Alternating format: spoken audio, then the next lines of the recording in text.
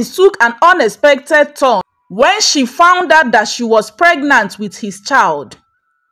Ejike abandoned her and the unborn child to pursue a new life in the city. Devastated, Nkoli had no idea what to do or whom to tell. When her mother got to know about her pregnancy, she was disappointed, and at first she sent Nkoli out of the house. Nkoli wallowed on the streets of Uru village. Mothers who once admired her clocked their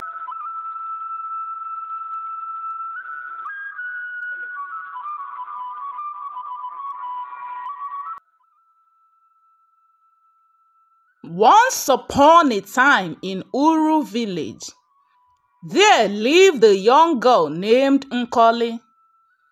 She was from a modest home and had just a widowed mother who saw fit to live in Afo Uru. Nkoli stood out among other girls of her age in the village because of her intelligence and kindness that truly set her apart. From a young age, she voluntarily fetched water for aged women who had no one to help them in the village. The villagers who took notice of her kindness wondered how she was able to balance her academic pursuits with helping others. Nkoli became a role model for other children, especially the young girls. Parents would often point to her as an example, urging their own daughters to emulate her kindness, intelligence, and strength of character. One day, while she was coming back from the stream, she met a postman who gave her a letter. She had been accepted into a prestigious nursing program at a renowned university teaching hospital. It was a dream come true for Nkoli, who had always harbored a passion for taking care of the sick. The villagers who got to know about her milestone told her how proud of her they all were, telling her of how much of an inspiration she was to all the other children in their neighborhood. Nkoli felt humbled by the praise. She went to school knowing that she was fortunate to have both the love and support of her mother and community behind her every step of the way. As the years passed, Nkoli pursued her passion with unshakable commitment. One day, while she was washing some bitter leaves in the stream on one of her visits to the village during her holiday, she met Ejike, who was the only child of a wealthy man in Uru village. Ejike had always admired her passion for helping others and was captivated by her intelligence and kindness. He greeted and sat beside her and engaged her to a discussion. Nkoli admired his willingness to engage in meaningful conversations despite their different backgrounds. And from that day, they became friends. They laughed together, challenged each other, and supported one another's dreams. But their budding romance was not without its challenges. Ejike's parents, who had their own ideas about his future, were not in support of their relationship. Nkoli's love for Ejike grew stronger, but things took an unexpected turn when she found out that she was pregnant with his child. Ejike abandoned her and the unborn child to pursue a new life in the city. Devastated, Nkoli had no idea what to do or whom to tell.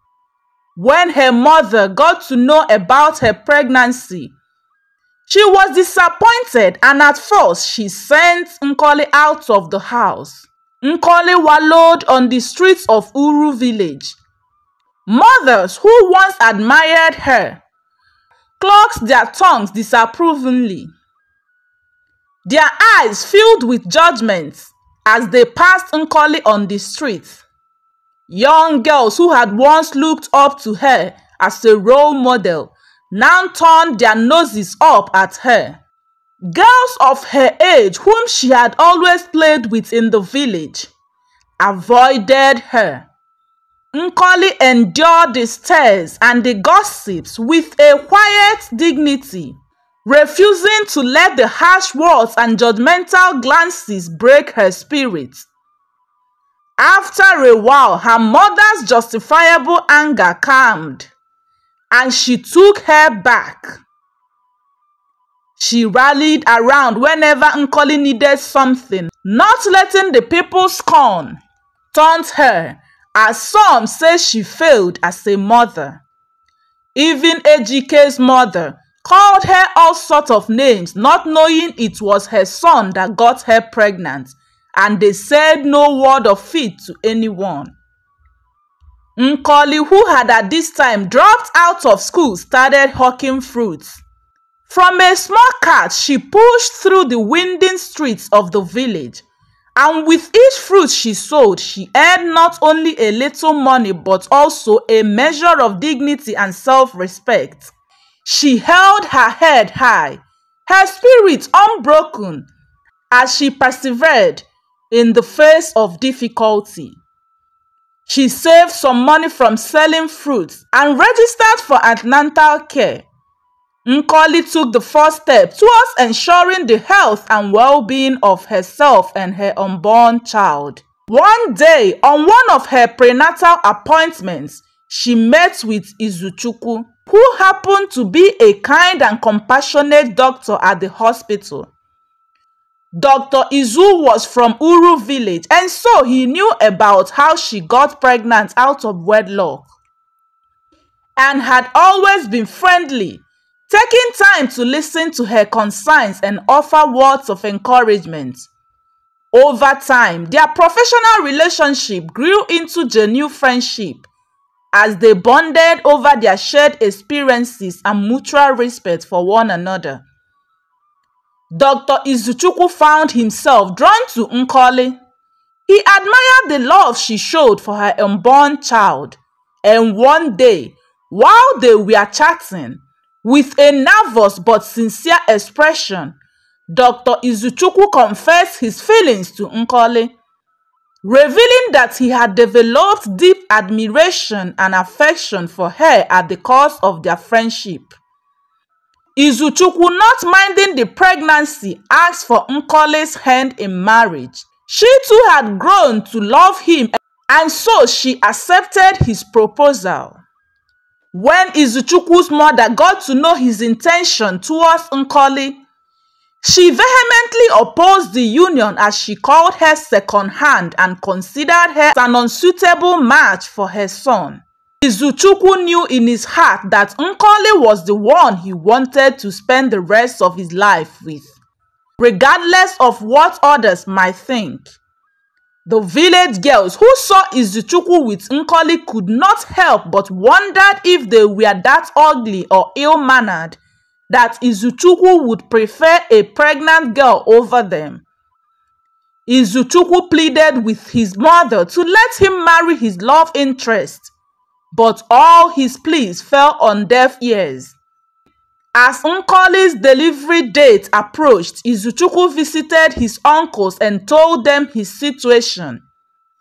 They supported and approved his choice of a wife, and so they jointly went and spoke to his mother, and after a long dialogue, she accepted to support her son. Joyful, Izuchukwu and his family went to Nkoli's uncles and paid her dowry. Izuchukwu and Nkoli became husband and wife. After she had given birth to her child, Izuchukwu sent her back to school to complete her studies, which she had dropped while pregnant. 2 years later, they both traveled overseas with their baby. Izuchukwu and Nkoli continued their life as husband and wife living overseas. Nkoli remained an obedient and faithful wife to Izuchukwu and a good daughter-in-law to Izuchukwu's mother.